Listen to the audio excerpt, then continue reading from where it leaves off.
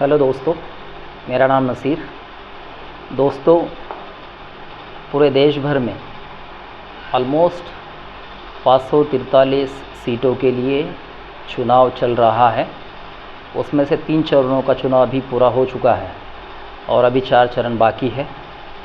जैसे जैसे चरण आगे बढ़ते जा रहे हैं वैसे वैसे मोदी जी की अस्वस्थता, बेचैनी बढ़ते जा रही है। दोस्तों, अगर हम 2014 से ही देखते हैं तो मोदी जी ने कई वादे किए, कई जुमले दिए और वो सारे झूठे निकले।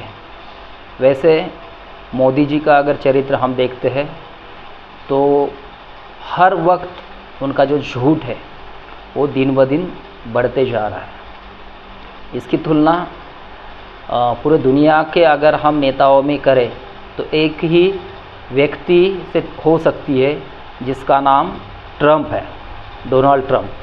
डोनाल्ड ट्रंप के भी कुछ झूठ वहाँ के मीडिया ने और मतलब अमेरिका के मीडिया ने और लोगों ने कुछ काउंट किए हुए हैं।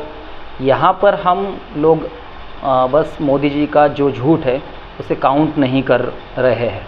लेकिन दिन ब दिन कोई प्रधानमंत्री इस तरह से झूठ बोलता है तो किसी भी देश के लिए ये एक शर्मनाक बात है। मोदी जी 2014 से ही बहुत सारी चीज़ें हमें बताते आ रहे हैं। उनकी कथनी एक और करनी एक है। उनके कथनी और करनी में ज़मीन आसमान का अंतर हमें दिखाई देता है। तो मोदी जी इस तरह से झूठ बोलते जा रहे हैं कि उसके ऊपर कोई एक्शन जो लेना चाहिए, चुनाव आयोग जो है वो भी कोई एक्शन लेता हुआ नहीं दिखाई दे रहा है। सारी जो संस्थाएं, सरकारी संस्थाएं हैं उसे ऑलमोस्ट ख़रीद लिया गया है या उसके ऊपर एक तरह का नियंत्रण भाजपा और मोदी इन्होंने मिलकर किया है, ऐसे हम कह सकते हैं। तो दोस्तों, मोदी जी के झूठ के बारे में अगर हम देखें, आज ही महाराष्ट्र में वो आए हुए हैं और उन्होंने नंदुरबार में एक बात कही जिसमें उन्होंने कहा कि मैं गरीबों में जन्मा हूँ और गरीबों की जो स्थितियाँ हैं, परिस्थितियाँ हैं, उन्हें मैं अच्छे से जानता हूँ। दोस्तों, इससे बड़ा जोक और कोई नहीं हो सकता है। हम अगर पिछले 10 सालों से देखते हैं तो मोदी जी ने गरीबों के लिए क्या क्या किया है और क्या क्या उन्होंने अदानी अंबानी के लिए किया हुआ है, इसकी तुलना अगर हम करते हैं तो ये बहुत शर्मनाक बात है और उनका ये सबसे बड़ा झूठ जो है वो हमें दिखाई देगा। दोस्तों, वैसे तो उन्होंने 2014 में चुनकर आने के पहले कहा था कि मैं 2 करोड़ नौकरियां नौजवानों को हर साल दूंगा। अभी तक तो 20 करोड़ नौकरियां देनी चाहिए थी, लेकिन पूरे 10 साल में 1 करोड़ नौकरियां भी नहीं दी। उल्टा जो नौकरियां नौजवानों के पास थी वो नौकरियां भी उनके पास की चली गई है। इसके अलावा 2014 में ही चुनकर आने से पहले उन्होंने महाराष्ट्र में ही कहा था कि मैं किसानों का जो आय है वो दुगनी कर दूंगा। लेकिन दुगनी तो छोड़िए, किसानों की आत्महत्या का अगर हम आंकड़ा देखें तो हर साल दिन ब दिन बढ़ता जा रहा है। कई किसान कर्ज में डूबे हुए, कई अपनी ज़मीनें बेच रहे हैं, उनके रोज़गार का भी, पेट भरने के भी लाले पड़े हुए हैं। दुगना दाम तो दे ही नहीं रहे हैं, लेकिन एमएसपी जो उनकी मांग है उसे भी वो पूरा नहीं कर रहे हैं।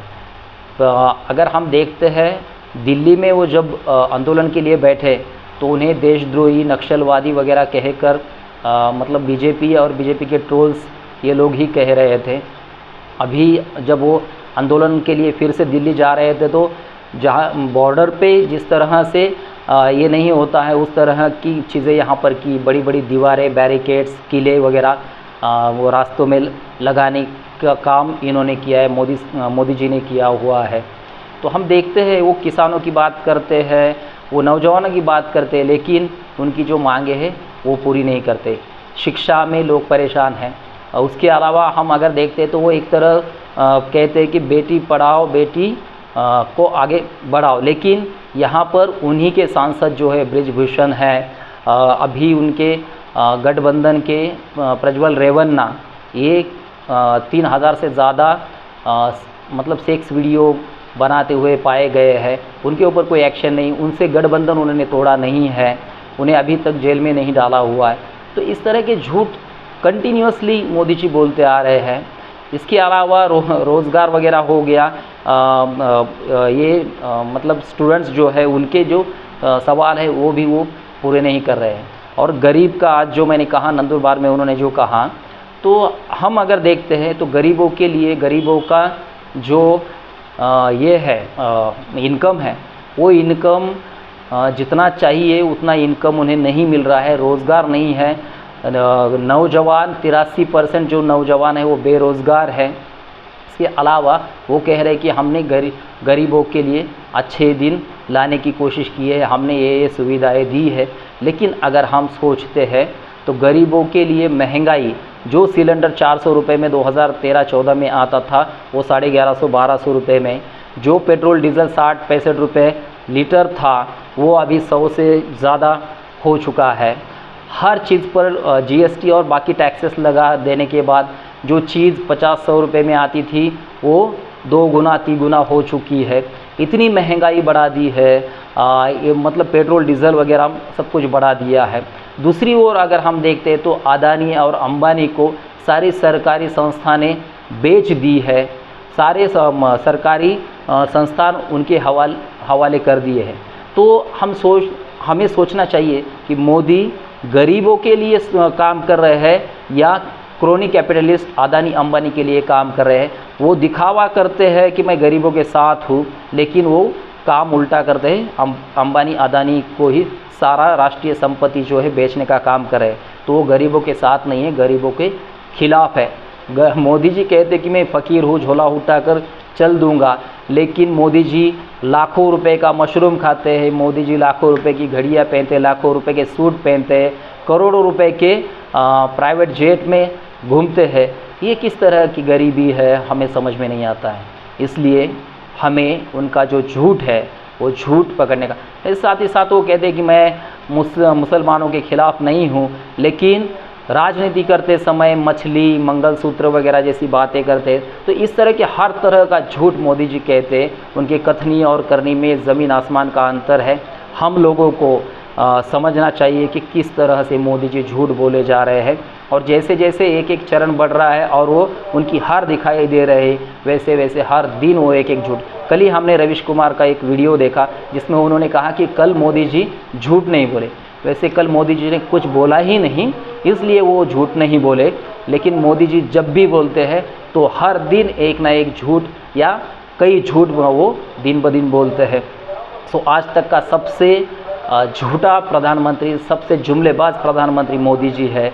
इनको हम समझना ज़रूरी है और इन्हें यहीं पर रोकना ज़रूरी है। तीसरी दफ़ा अगर हम उन्हें चुन कर देते हैं तो ये बहुत बड़ी भूल हमारे लिए होगी।